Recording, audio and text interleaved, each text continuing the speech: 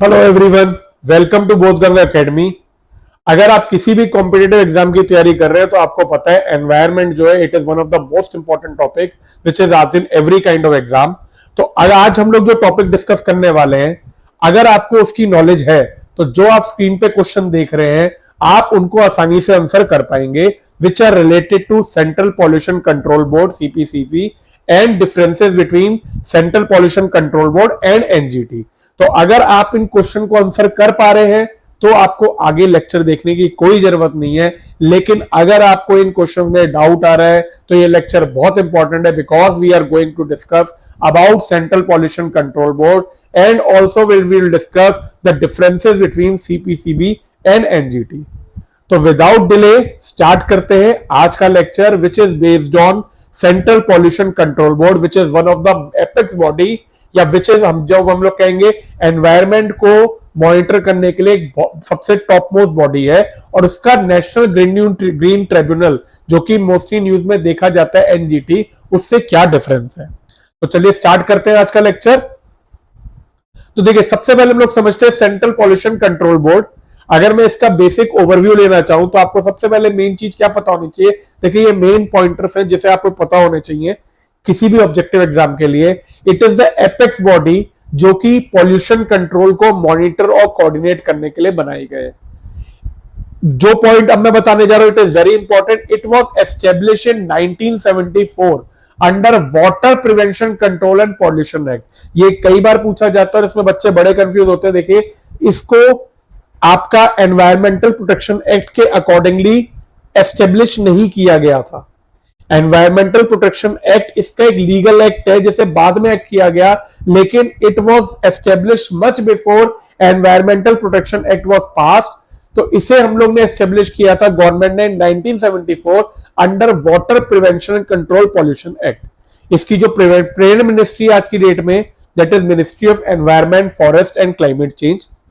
इसकी अगर मैं बात करूं सपोर्टिंग एक्ट्स की, जो एक्ट उसके बाद है, वाटर एक्ट आप पढ़ चुके, इसके अलावा एयर एक्ट 1981 और एनवायरमेंटल प्रोटेक्शन एक्ट 1986, ये दोनों लीगल एक्ट भी अब इसके अंदर आते हैं। मतलब ये जो बॉडी है इन तीनों एक्ट को मॉनिटर करके इन पे डिसीजन लेती है। तो मैं फिर से समझा रहा हूं, देखिए, एक था एस्टेब्लिश, तो बच्चों जो एस्टेब्लिश की गई थी it was under in 1974 under water act. लेकिन बाद में जो एक्ट आए, एयर एक्ट और एनवायरमेंटल प्रोटेक्शन एक्ट, इसमें जो प्रोविजन दिए गए थे उनको इंप्लीमेंट और मॉनिटर करने का काम भी सीपीसीबी को दिया गया। तो हम लोग ये कह सकते हैं एस्टेब्लिशमेंट एक्ट वाज डिफरेंट। बस आज की डेट में जो एक्ट इसके परव्यू में आते हैं वो ये सारे एक्ट हैं। इसका हेडक्वार्टर न्यू दिल्ली में, और it is also a statutory organization because it was establish by an act of parliament जो की था water act, water prevention and control in 1974। तो आपको जनरल ऑब्जेक्टिव है, ये आप पढ़ सकते हो। देखिए, सबसे पहला काम वाटर पॉल्यूशन कंट्रोल करना, एयर पॉल्यूशन कंट्रोल करना। इसके अलावा जो मेन इसका काम है, it coordinate with state pollution control board. जैसे हमारे एक मेन सेंटर में सेंट्रल पॉल्यूशन कंट्रोल बोर्ड है, ऐसे ही हर एक स्टेट में एक एसपीसीबी भी एस्टेब्लिश किया गया है। तो इसको सारे के सारे जितने भी स्टेट पॉल्यूशन कंट्रोल बोर्ड है उससे ये कोऑर्डिनेट करती है। इसके अलावा it is a technical advisory body for state and central government. देखो, जब कोई लॉज बनते हैं या कोई एक्ट पास होता है उससे पहले अगर एनवायरमेंट से रिलेटेड कुछ है तो गवर्नमेंट सीपीसीबी से कंसल्ट करती है and it acts as an technical advisory body. इसमें एक बहुत इंपॉर्टेंट चीज ध्यान रखने वाली है, it is an advisory body. इसका मतलब इसके जो रिकमेंडेशन है या जो भी सजेशन है that are not binding on government, government के ऊपर बाइंडिंग नहीं है, खाली सेंट्रल गवर्नमेंट को एडवाइस कर सकती है। मानना या ना मानना वो मिनिस्ट्री के कंट्रोल में, इसके डिसीजन बाइंडिंग नहीं है। इसके अलावा जो लॉज बनते हैं उनको पूरी इंडिया में इंप्लीमेंट कराने का काम इसका है। ठीक है, अब आगे चलते हैं, बात करते हैं इसके मेजर फंक्शंस की। तो जैसे मैंने बताया, इसका पहला रोल होता है एडवाइजरी रोल, जिसमें ये सेंट्रल और स्टेट गवर्नमेंट को पॉल्यूशन कंट्रोल के लिए एडवाइस करेगी, और SPCB state pollution control board की एक्टिविटी को कोऑर्डिनेट करती है। दूसरा, इसके अलावा जो आपको पता है, जैसे आजकल आप देख रहे हो दिल्ली में बहुत पॉल्यूशन है, तो जितने भी क्या कहते हैं नॉर्म्स होते हैं, कितना पॉल्यूशन होना चाहिए, कौन से एमिशन और एफ्लुएंट स्टैंडर्ड होने चाहिए, क्या क्वालिटी स्टैंडर्ड एयर क्वालिटी होने चाहिए, जो आपका AQI डेवलप हुआ है उसमें क्या इंडेक्स पे कैसी एयर होनी चाहिए, ये सारी की सारी चीजें सीपीसीबी डिसाइड करता है। एक्सेप्ट दैट इसका काम है मॉनिटरिंग का। सबसे जरूरी काम जो है ये सारे के सारे जो एयर क्वालिटी होती है या वाटर क्वालिटी, इसके अलावा और भी जितने भी पॉल्यूशन डिफरेंट है, उनको मॉनिटर करने का काम जो है वो CPCB, central pollution control board का। It is an apex body to monitor all of the program related to pollution, जिसमें मेन प्रोग्राम जो है नेशनल एयर क्वालिटी प्रोग्राम और नेशनल वाटर क्वालिटी प्रोग्राम भी आते हैं। इसके अलावा research and technical support provide करती है। ये सारे के सारे आप नोट्स में पढ़ सकते हैं, जैसा मैंने बहुत बताया आपको। ये सारे के सारे नोट्स आपको बोधगंगा ऐप पे अवेलेबल है, जिसे आप डाउनलोड करके नोट्स को पढ़ भी सकते हैं। और फिर से मैं बताना चाहूंगा, ये notes after lot of research prepare किए गए, ये कहीं से भी आपको ऐसे नोट्स नहीं प्रोवाइड होंगे। दीज आर ऑथेंटिक नोट्स, जिसमें आपको वन स्टॉप सॉल्यूशन मैंने कोशिश की आपको सारी की सारी चीजें एक जगह मिल जाए, तो आप इन नोट्स को डाउनलोड करके आराम से पढ़ सकते हैं। नेक्स्ट बात करते हैं, रिसर्च एंड टेक्निकल सपोर्ट भी देता है। इसके अलावा मेन चीज एनफोर्समेंट। अब आपको ये मैंने बताया कि जो ये एडवाइस गवर्नमेंट को करता है, ये जो है डेट इज नॉट बाइंडिंग, लेकिन जो ये डायरेक्शन इंडस्ट्री, म्यूनिसिपैलिटी या किसी भी अथॉरिटीज को देता है टू फॉलो पॉल्यूशन लॉस को फॉलो करने के लिए, that is binding on them. ठीक है, ये उनको मानना पड़ता है। अगर नहीं माना जाएगा तो अंडर एनवायरमेंटल प्रोटेक्शन एक्ट ये उन इंडस्ट्रीज को बंद करने का या उन पे क्या कहते हैं रेगुलेट करने का प्रोविजन लगा सकता है। तो these were all about functions. Next अपन बात करते हैं ऑर्गेनाइजेशनल सेटअप की। तो अगर मैं इसका ऑर्गेनाइजेशन सेटअप की बात करूं तो it has been set up by a chairman, सबसे हेड होता है चेयरमैन, जो कि गवर्नमेंट की appointment committee of cabinet appoint करती है। मेंबर सेक्रेटरी जो होता है ये इसको हेड करता है, फुल टाइम एडमिनिस्ट्रेटिव ऑफिसर होता है। इसके अलावा अलग अलग जगह के मेंबर होते हैं, ये सारी चीजें होती है। और साथ में इसके पास 9 रीजनल ऑफिस और 1 प्रोजेक्ट ऑफिस भी है। This is about organizational setup. Next बात करते हैं की program and initiative. This is very important for your mains exam. अगर आपको मेंस लिखने को आ रहा है तो देखिए कुछ प्रोग्राम जो है इसके बहुत की प्रोग्राम है। सबसे पहले NAMP, national air quality monitoring, जो कि 1984 से ओवर 800 सेशन हो रही है, जिसमें AQI भी डेवलप हो रखा है, एयर क्वालिटी इंडेक्स, ये आता है आपका NAMP के अंदर। Next is NWMP, national water monitoring quality monitoring, जो कि रिवर, लेक, वाटर बॉडीज को कवर करता है। नेक्स्ट अभी जो रिसेंटली जिसपे फोकस किया जा रहा है, दैट इज वेस्ट मैनेजमेंट। आज के टाइम में कोशिश की जा रही है कि आपके प्लास्टिक वेस्ट को कम से कम किया जाए, ई वेस्ट, बायोमेडिकल वेस्ट को कैसे हैंडल, रिसाइकिल किया जा रहा है, waste management, solid waste management, ये सारी की सारी चीजें भी सीपीसीबी मॉनिटर करता है। इसके लिए अलावा CEMF, continuous emission monitoring for industries, ये भी एक प्रोग्राम चल रहा है। एंड लास्ट है समीर ऐप। समीर ऐप जो है it is N air quality and pollution control complaint है।